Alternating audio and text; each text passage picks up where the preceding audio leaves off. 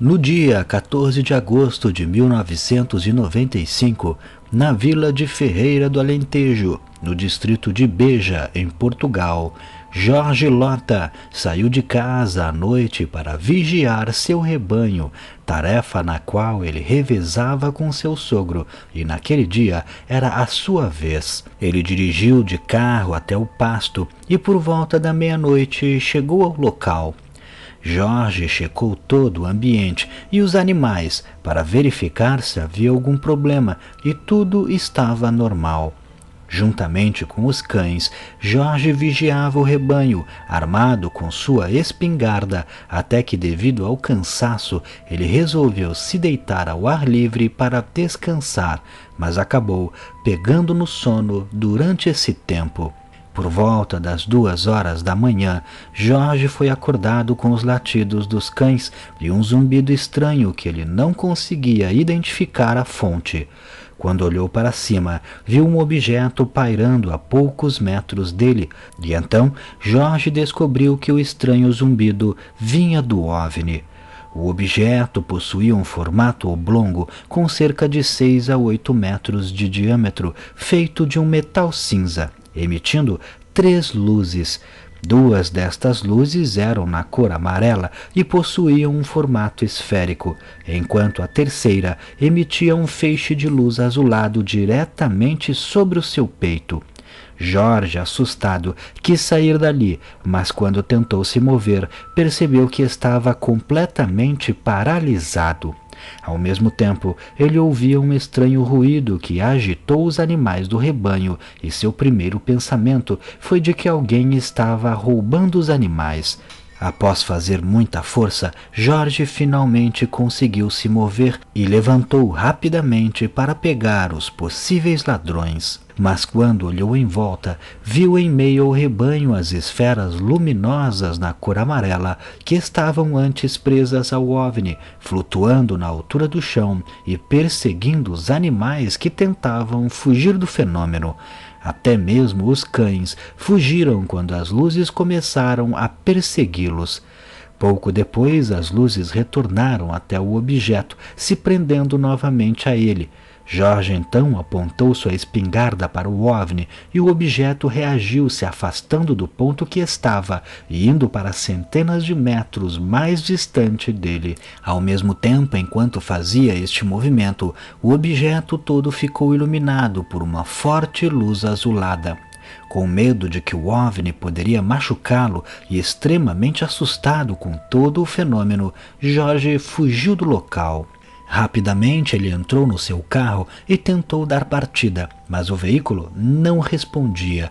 Jorge tentou ainda várias vezes, mas vendo que o carro não funcionaria, ele resolveu correr em direção à casa de um amigo que morava nas proximidades, a cerca de 1 quilômetro dali. Ele conta que, enquanto fugia, o objeto continuava mirando o feixe de luz nele, principalmente focando na sua mão e na espingarda que ele carregava. Chegando na casa do amigo, ele contou apavorado o que havia acontecido, e seu amigo, a princípio, não acreditou, mas logo foi possível ver ao longe uma das esferas luminosas de cor amarela circulando na altura do chão. Neste momento, além de Jorge e seu amigo, também estavam presentes a esposa de seu amigo e seus filhos. Pouco depois de todos identificarem o fenômeno, a luz simplesmente se apagou. Com medo, Jorge passou a noite na casa do amigo e, por volta das 5 horas da manhã, resolveu voltar para seu rebanho. Chegando lá, o objeto ainda estava presente, se deslocando em direção à subestação de energia, onde ficou pairando por algum tempo. Em seguida, o objeto acelerou em direção ao horizonte em altíssima velocidade e desapareceu de vista. No dia seguinte, era a vez de seu sogro, José Carlos, vigiar os animais, e ele também viu o mesmo objeto enquanto se deslocava para a área onde estava o rebanho. Nos dias seguintes, o relato de Jorge foi noticiado nos jornais e pouco tempo depois, os mesmos meios de comunicação desmentiam a testemunha, afirmando que, na verdade, tratava-se de reflexo de painéis solares e não de um OVNI.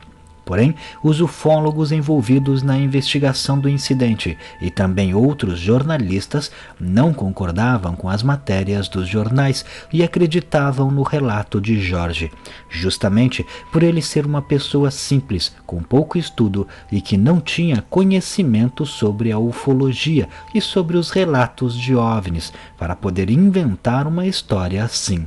Além disso, segundo os ufólogos, seu relato parecia muito sincero, não tinha contradições e em todas as vezes que ele contava o relato era sempre do mesmo jeito. Também deve-se acrescentar ao caso o fato de que um relato desse tipo seria mal visto pela comunidade, podendo acabar prejudicando a reputação de Jorge, pois as pessoas poderiam chamá-lo de louco e se afastar dele, além do fato de que ele não ganhou nada contando o que havia vivenciado. Tudo isso trazia credibilidade ao seu incidente. Além disso, há também o relato de seu sogro, que viu o estranho objeto na noite seguinte, e de seu amigo, esposa e filhos, que viram a luz amarela naquela mesma noite. Neste caso, temos um relato com várias características comuns a diversos outros incidentes ufológicos, a começar pelo feixe de luz que paralisou momentaneamente a testemunha. É claro que não podemos descartar a hipótese de que a paralisia tenha sido causada pelo estresse e pelo pânico da situação, mas existem casos ufológicos que relatam a mesma sensação de paralisia na presença de um OVNI, principalmente quando há um feixe de luz envolvido. A nave possuía características que não eram de nenhuma aeronave humana conhecida, o que nos faz pensar que pode ter sido um incidente envolvendo uma nave alienígena. Sendo este o caso, os seres aparentemente estavam curiosos e estudando tanto a testemunha, os animais e o ambiente em si, utilizando-se do que provavelmente eram sondas para fazer a varredura no local. Não houve no relato nada que indicasse que algum animal foi ferido ou que algo foi levado pelos seres. Por isso a conclusão seria de que, de fato, eles estavam apenas estudando a área.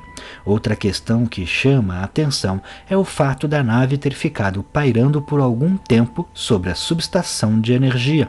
Há também vários relatos que indicam que alguns destes objetos fazem uso da energia elétrica de postes e estações para provavelmente reabastecer ou fazer algum tipo de procedimento que prepare a nave para partir, pois de fato neste incidente, algum tempo depois de pairar sobre a subestação, foi justamente o que a nave fez, ir embora em alta velocidade. Mas e você? O que acha? Não deixe de comentar. Se gostou, clique em gostei. Não esqueça de se inscrever no canal, vire membro se puder clicando em seja membro e me siga lá no Instagram.